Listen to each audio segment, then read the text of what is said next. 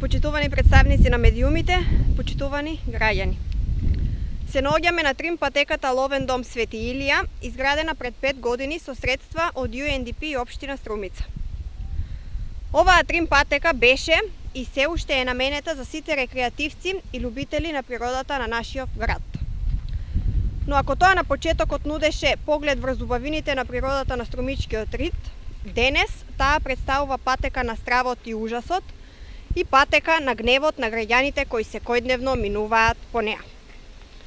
Тоа што целосно се уништени станиците за вежбање и ги нема повеќе справите што беа поставени долж патеката, не е главниот проблем.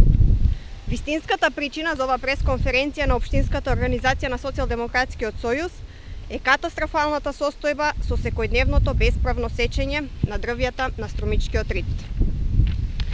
Состојбата е и алармантна и застрашувачка, а надлежните институции мува не ги лази што некогашната гордост на градот од ден на ден се претвара во голем срам за сите нас.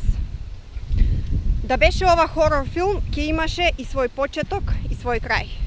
Но ова е страшна серија која веројатно ќе трае се додека не биде исечено и последното дрво. Безмилосната кражба на нашето богатство и безобразното загрозување на нашите бели дробови како да нема крај. Се што со години наназад е посадено, се што расте и вегетира, се сече без пардон. Струмичките социјалдемократи прашуваат: што работи подружницата на Македонски шуми во Струмица? Зошто воопшто постои шумската полиција? Зошто овие две тела имаат јалова комуникација? Зашто ги трошат парите на граѓаните овие институции и со што ги заслужуваат платите кои ги земаат?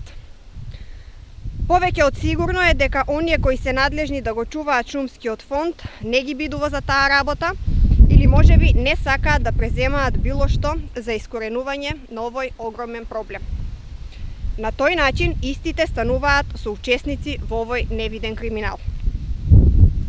Ако на оваа пресконференција луѓето од Македонски шуми и шумската полиција излезат со бројки за фатени крадци и одземени дрвја, тоа е само алиби за некаква божевна нивна активност. Тоа што проблемот со кражбата на дрвјата продолжува, значи дека тие не си ја завршиле својата работа. Бараме подитно надлежните да стават крај на овој проблем. Во спротивно нека си одат дома, за да не им ги трошат попусто парите на граѓаните. Господа од ВМРО ДПМНЕ, граѓаните знаат од кога започна пустошењето на шумата. Зошто тоа се совпаѓа со периодот од кога сте на власт во државата, зошто свесно ги затварате очите пред овој невиден криминал, зашто во времето на владење на СДСМ немаше ваков проблем. И додека вие мижете, народот гледа дека шумите се уништуваат, исто како што вие ја уништувате државата.